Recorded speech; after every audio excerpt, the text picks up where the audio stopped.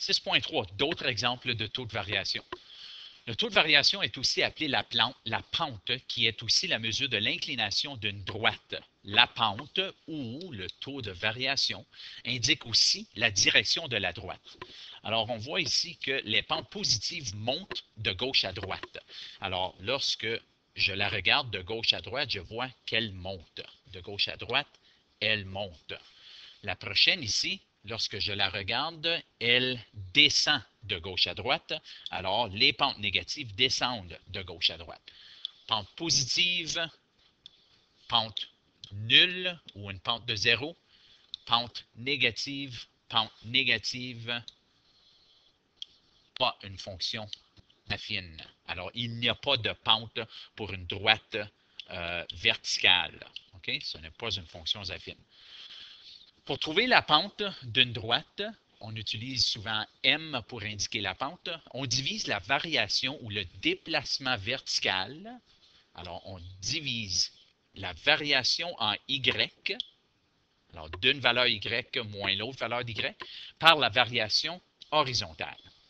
Alors, on dit que le déplacement vertical divisé par le déplacement horizontal, c'est ça qui me donne ma pente ou mon taux de variation. Ceci veut dire la même chose. Ça veut dire variation ou changement de Y divisé par le changement de X. Alors, voyons comment est-ce qu'on peut utiliser ceci. Détermine la pente de la droite qui relie les points 3,2 et 8,7. Je vais les écrire ici, 3,2 et 8,7. Alors, on veut savoir c'est quoi l'inclination de cette droite. On voit tout de suite que la pente sera positive car elle monte de gauche à droite. Alors, en utilisant M est égal à dV sur dH, on va tout simplement aller trouver c'est quoi le déplacement vertical. C'est 7 moins 2 divisé par le déplacement horizontal qui sont les valeurs de X. Alors, 8 moins 3. Alors, 7 moins 2, c'est 5, sur 8 moins 3, qui est 5. Alors, la pente est égale à 5 divisé par 5, ou 1, qui veut dire que pour chaque déplacement vertical, il y a un déplacement horizontal. 1 sur 1, 1 sur 1, 1 sur 1, 1 sur 1, ou 5 sur 5. 1, 2, 3, 4, 5, sur 1, 2, 3, 4, 5. Alors, la pente de cette droite est 1. Exemple 2. Lorsque le graphique est donné, c'est possible de simplement compter le déplacement vertical et le déplacement horizontal. Alors, on voit ici, à partir de ce point, le déplacement vertical est 1, 2, 3, 4. Et le déplacement horizontal est négatif 1, moins 2, moins 3, car je m'en vais dans cette direction-là. Alors, la pente est 4 sur moins 3, ou négatif 4 sur 3. Car moins 4 sur 3, 4 sur négatif 3, ou moins 4 sur 3, c'est toute la même chose. Exemple 3. Une droite ayant une pente négative. Alors, quelle est la pente de la droite qui relie les deux points suivants? Bien, j'écris M est égal à ma valeur de X moins, la valeur de Y, qui est 4, moins l'autre valeur de Y. Alors, 4 moins, faites attention ici, c'est négatif 1. Alors, 4 moins moins 1, divisé par moins 5, moins 3. Moins 5, moins 3. Alors, la pente est égale à 4 moins moins 1, qui est 4 plus 1, ou 5, sur moins 5 moins 3, qui est moins 8.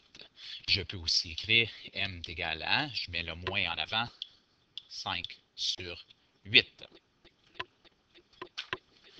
Exemple 4. Dans ce cas ici, on veut savoir c'est quoi le taux de variation de deux voitures.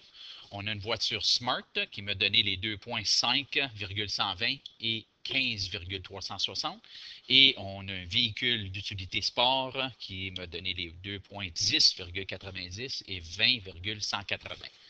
Alors, en utilisant l'équation et les deux points, on va aller trouver que le taux de variation est égal au déplacement vertical sur le déplacement horizontal. Qui veut dire 360 moins 120 divisé par 15 moins 5.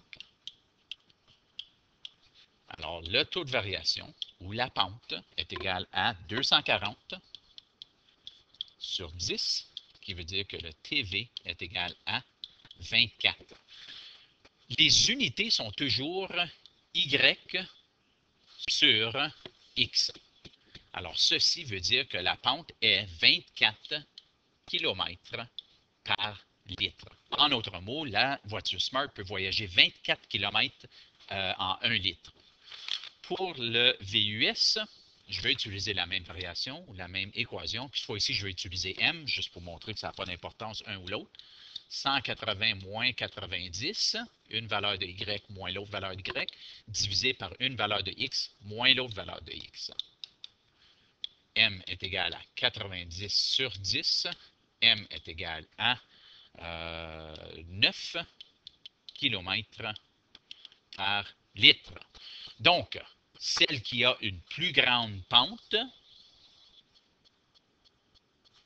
cette droite est plus inclinée car la pente est plus élevée.